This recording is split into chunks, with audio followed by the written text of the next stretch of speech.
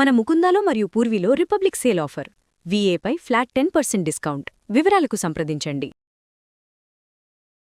నమస్తే రమ్మగారు. నమస్తే జయ. విష్ణువుని ఆరాధిస్తాం, విష్ణు సహస్రనామాలు చదువుకోవాలి. అందరూ సామూహికంగా చదువుకున్నా మంచిది. విష్ణు సహస్రనామాలతో పాటు లక్ష్మి అష్టోత్తరం కూడా చదువుకోవాలి కదండి. దీనికి గల ప్రత్యేకమైన కారణాలు ఏంటి రమ్మగారు? విష్ణు సహస్రనామాలు మొత్తం చదువుకోవాలా?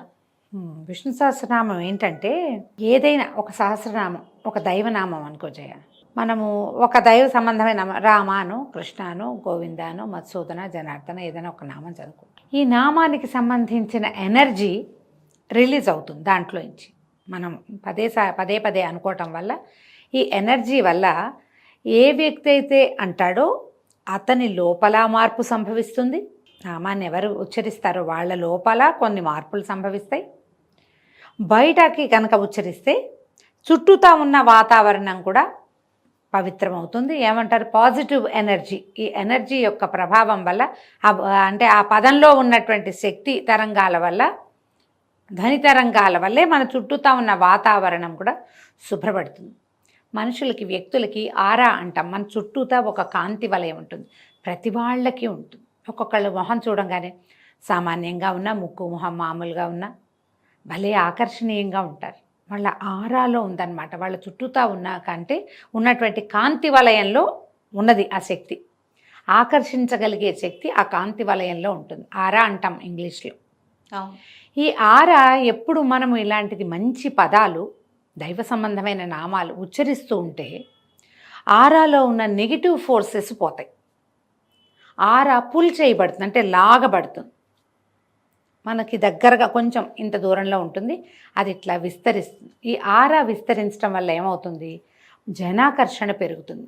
ప్రజలు మనకి ఆకర్షితులవుతారు. దీంతోపాటు నెగిటివ్ ఎనర్జీ ఏది మన దగ్గరికి రాదు. నెగిటివ్ ఎనర్జీస్కి మనం లోబడం, మనము అందులోకి వెళ్ళాం, ఏది మన మీద పడదు. దీనివల్ల ఏమవుతుంది? మనం పూర్తిగా సరి అయిన మానవుడిగా ప్రవర్తించగలుగుతాం. మానవ లక్షణాలు కొన్ని ఉన్నాయా? మృగ లక్షణాలు కొన్ని ఉన్నాయి. మనుషులు మృగాలుగా మారిపోయే అవకాశం ఎక్కువ. మరీ పెద్ద మృగంగా మారకపోయినా మానవీయ లక్షణాలు కోల్పోతున్నాం అనుకో, అది తప్పే, అది కూడా పనికిరాదు. మనం మనిషిగానే ఉండాలి. మనుషులకి లోపల బోల్డని దుర్గుణాలు ఉంటాయి. నీకు తెలిసిందే కదా, కామ, క్రోధ, లోభ, మోహ, మదమాత్సర్యాలు, అరిషడ్వర్గం అంటాం.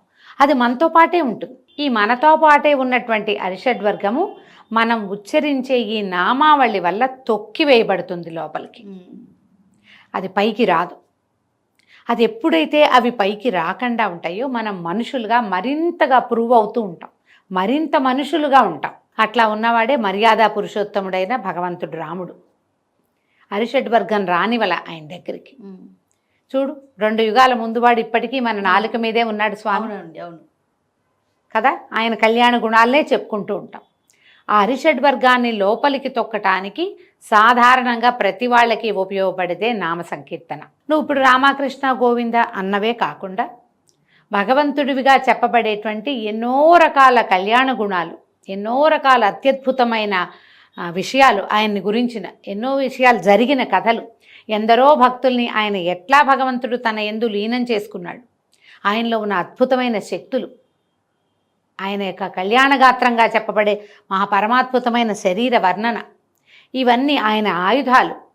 ఆ ఆయుధాలు ధరించినప్పుడు ఆయన ఎట్లా ఉంటాడు, ఈ ఆయుధంతో ఎలాంటి అద్భుత మహోత్కృష్టమైన కార్యాలు ఆయన చేశాడు, అవన్నీ కలిపి చెప్పి గుదిగుచ్చినట్టుగా ఉన్న సహస్రనామాలు కనుక చదువుకుంటే భగవంతుడి యొక్క కళ్యాణ గుణాల లోపలికి వెళ్ళిపోతాం. మనం పూర్తి పాజిటివ్ ఆరాలోకి వెళ్తాం. అప్పుడు మనం పూర్తి మనుషులుగా ఉండే అవకాశం లభిస్తుంది.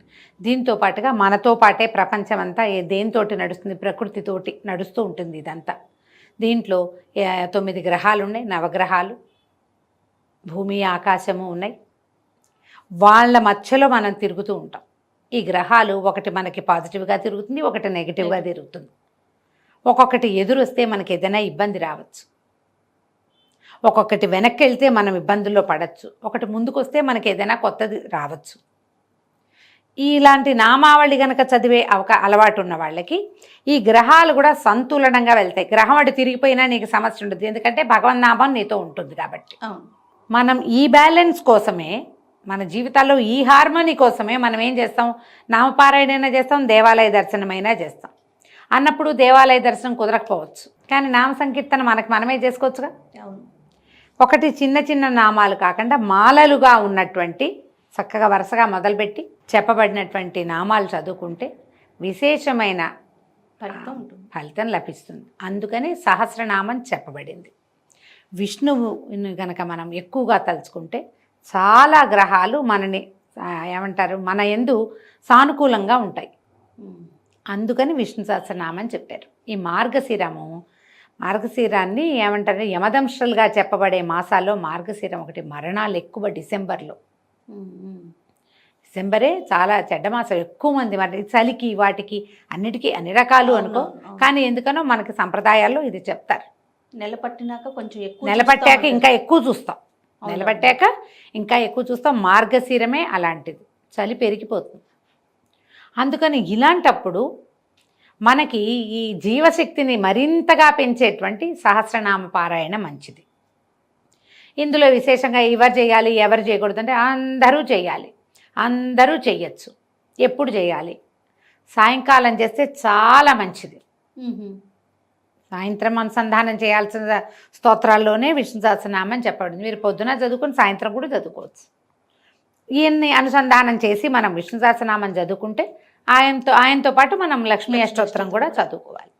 అయితే మళ్ళీ ఏ గ్రహాలు ఎవరికి, ఏ నక్షత్రం వాళ్ళకి, ఏ రాశి వాళ్ళకి అంటే అన్ని రాసుల వాళ్ళకి ఉపయోగపడే ఒక ప్రత్యేకమైన విషయం ఉంది విష్ణు సహస్రంలో. మామూలుగా మనకి ఎన్ని నక్షత్రాలు? 27. ఒక్కొక్క నక్షత్రానికి 4 పాదాలు ఉన్నాయి కదా. 27 × 4 ఎంత? 108. విష్ణు సహస్రనామంలో విశ్వం విష్ణుర్వ షట్కారో దగ్గర నుంచి చివరి దాకా 108 శ్లోకాలు ఉన్నాయి. ముందు పూర్వపీఠిగా ఉంది, ఉత్తర పీఠిగా ఉంది. పూర్వపీఠికలో భీష్మ యుధిష్ఠిర సంవాదం కనపడుతుంది. తర్వాత భగవంతుడు చెప్పినవి కూడా కనపడతాయి. భగవంతుడు చెప్పింది, శివపార్వతీల సంవాదం, అర్జున ఉవాచ, ఇవన్నీ కనపడతాయి కదా. ఈ మధ్యలో ఉన్న నామాలు ఉన్నాయి కదా, 108 నామాలు మాత్రమే ఉన్నవి. ఈ 108ని లెక్క పెట్టుకోవాలి మనం. ఒక్కొక్క నక్షత్రానికి 4 శ్లోకాలు చొప్పున అశ్విని, భరణి, కృతిక, రోహిణి, మృగశిర, ఆర్ద్ర లైన్ ఉన్నాయి కదా. ఈ లైన్ ప్రకారము ఒక్కొక్క అశ్విని నక్షత్రానికి మొదటి 4 శ్లోకాలు, భరణికి 5, 6, 7, 8, కృతికకి 8, తర్వాత 9, 10, 11, 12 ఇట్లా. ఒక్క పాదం, మీ పాదం ఏదో ఆ ఒక్క శ్లోకమే చదువుకున్నా మంచిదే. లేదా మీ నక్షత్రం ఏదో, ఒక్కొక్కసారి ఈ పాద నిర్ణయం కొంచెం అటు ఇటు మొదటి పాదం రెండో పాదం కన్ఫ్యూజన్ ఉంటుంది. సమయాలను బట్టి పంచాంగంలో ఒకటి ఉంటుంది, క్యాలెండర్లో ఒకటి ఉంటుంది, ఆన్లైన్ కొడితే ఇంకొకటి వస్తుంది, ఇలా వస్తాయి. అవును. అందుకని ఏం చేయొచ్చు మనం, మన నక్షత్రానికి 4 శ్లోకాలు. ఈ 4 శ్లోకాలని చాలాసార్లు మనం చదువుకోవచ్చు. మొత్తం నామాలు చదవలేము అని అనుకున్న వాళ్ళు మీ 4 చదువుకోవచ్చు. అయితే ఇందులో ఒక పద్ధతి చెప్తారు. మనకు సంబంధించిన 4 శ్లోకాలు ఉన్నాయి కదా, ఈ 4 మొదట చదివి విష్ణు సహస్రనామం మొత్తం చదివేసుకుని మళ్ళీ మన 4 ఇంకొకసారి చదువుకోవచ్చు. లేదా ఇంకో మెథడ్ చెప్తాను చూడు, సంపుటీకరణం అంటారు.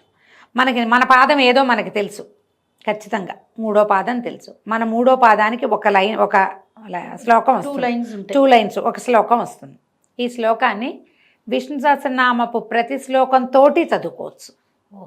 ముందు మనది, తర్వాత సహస్రనామాల విష్ణుర్వ షట్కారో భూత భవ్య భవత్ ప్రభు భూత కృద్భూత భృద్భావో భూతాత్మా భూత భావన అన్నామా. ఇప్పుడు మళ్ళీ మన శ్లోకం, తర్వాత భూతాత్మా పరమాత్మా చ అని చెప్పుకుంటాం వరుసగా. అట్లా ఒక శ్లోకం స్తోత్రంలో ఉన్నది, ఒక శ్లోకం మనది. ఇట్లా 108 ప్లస్ మన శ్లోకాన్ని మనం ఎన్నిసార్లు చదివినట్టు 108 సార్లు చదువుతాం. దీంతో పాటు చదువుతాం కదా, మొదలు పెడతాం, ఒకసారి ఎక్స్ట్రా కూడా వస్తుంది. ఇలా దీన్ని సంపుటీకరణం అంటారు. ఈ విధానంలో మనం చదువుకోవచ్చు. మీకు ఏదైనా గ్రహదోషాలు లాంటివి ఉండి ఒకరోజు శ్రద్ధగా చేసుకుందాం ఎప్పుడైనా అని కనుక మీరు భావిస్తే, ముందు విష్ణు సహస్రనామాన్ని దగ్గర పెట్టుకుని మీ నక్షత్రం లిస్ట్ అంతా పెట్టండి, మీ పాదాలన్నీ చూసుకోండి, మీ శ్లోకం ఏదో దాన్ని పిక్ చేసి పక్కన పెట్టుకోండి, రాసి పెట్టుకోండి చక్కగా. మీరు మీ నక్షత్రం ఏ రోజు ఉందో, నక్షత్రం ఉంటుంది కదా, నెలలో ఒకరోజు మన నక్షత్రం వస్తుంది కదా, ఆ రోజు కూర్చుని మీ నక్షత్రం రోజున కనుక మీరు ఇది చేశారా ఎంత అద్భుతంగా ఉంటుందో. చక్కగా స్వామివారికి పటిక బెల్లంతో చేసిన పానకము, పటిక బెల్లం వేసి బెల్లం పానకం కూడా చేయొచ్చు. ఉమ్. ఏమిటో నాకు ఆ పటిక బెల్లం అలవాటు, అందుకని అదే చెప్తున్నాను. పానకము, వడపప్పు, ఒక కొబ్బరికాయ కొట్టండి, కాసిన అరటిపళ్ళు పెట్టండి. కుదిరితే చక్కగా కొంచెం చక్కెర పొంగులో దద్దోజనము చేసి నివేదన చేయండి. ప్రతి నెల చేసుకోవచ్చు ఇట్లా మనం. మన ఎవ్రీ మంత్ నక్షత్రం రోజు మన నక్షత్రం రోజున. ఇంత చేయలేమంటే 4 శ్లోకాలు తీసుకున్నాక ఆ 4 శ్లోకాలు చదువుకోండి, విష్ణు సహస్రనామం చదువుకోండి, మళ్ళీ మీ 4 శ్లోకాలు చదవండి. పూర్వపీఠిగా ఉత్తరపీఠిగా యథాతథంగా చదవాలి. అవును. ఫస్ట్ పూర్వపీఠిక చదువుతాం. పూర్వపీఠిక తర్వాత హరి ఓం అని మొదలు పెడతామా.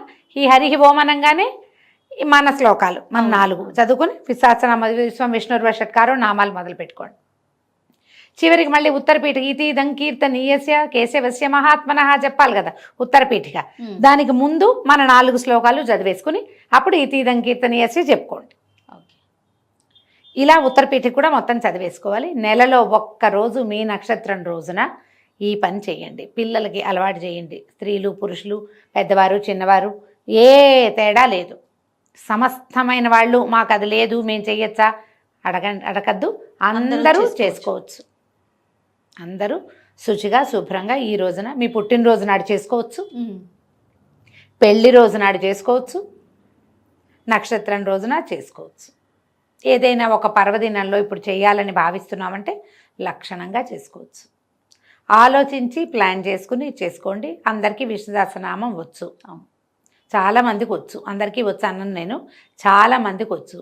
ఎంఎస్ సుబ్బలక్ష్మి అమ్మగారిది పెట్టుకున్నారంటే ఆవిడ కంచు గంటలాగా వెళ్తూ ఉంటుంది. ఆవిడతో పాటు మీరు కూడా శుభ్రంగా పుస్తకం పెట్టుకుని వెళ్తే ఒక్క అక్షరం తప్పు లేకుండా వంపు టొంపు లేకుండా ఆమె వెనకాల పడి చక్కగా వెళ్ళిపోవచ్చు. ఆవిడ చక్కగా పరమపద సోపానం ఆమె ఎక్కేసారు, మనని కూడా ఎక్కించేస్తారు. చక్కగా చేసుకోవచ్చు. మీకు వీరు కాదు ఇంకెవరో బ్రహ్మాండ నాయకులు ఉన్నారంటే వారిదైనా పెట్టుకోండి. ఇంట్లో ఎవరైనా పెద్దవాళ్ళు చదువుతూ పక్కన పిల్లల్ని కూడా చక్కగా చదివించుకోవచ్చు. మన శ్లోకాలు ఏమిటి అనేది సెలెక్ట్ చేసి పక్కకు పెట్టుకుంటే మీరు అది నిత్యం చేసుకోవటానికి కూడా బాగుంటుంది. రోజు చేసుకోవచ్చు.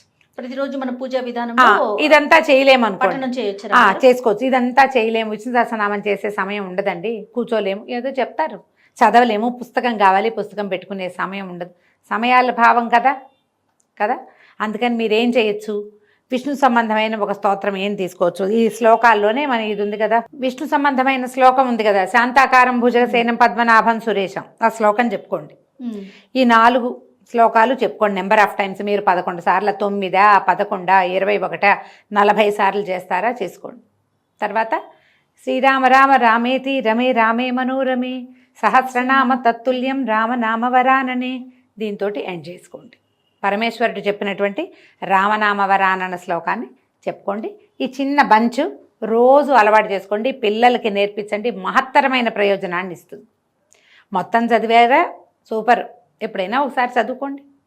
ఇంత చేయగలమంటే ఈ కాస్త బంచు ఏ పిల్లలకి ఆ పిల్లలకి వాళ్ళ నక్షత్రానికి ఆ 4 శ్లోకాలు, ముందు శాంతాకారం, తర్వాత శ్రీరామరామ రామేతి. ఎన్నైనాయి? 4, 1, 5 + 1 6 శ్లోకాలు. రోజు చేస్తే నక్షత్ర శాంతి అమోఘంగా జరుగుతుంది. ఈ మార్గశిర మాసంలో చేస్తే అత్యద్భుతంగా ఉంటుంది. మీకు ఏది అవకాశం కుదిరితే ఎన్ని పద్ధతులు చెప్పాను ఏదైనా చేసుకోండి. తప్పకుండా ఏది ఏమైనా మార్గశిరంలో మొదలు పెట్టడం. అంతే. అంతేనా రమ్మగారు? అంతే. నమస్తే. నమస్తే జయ.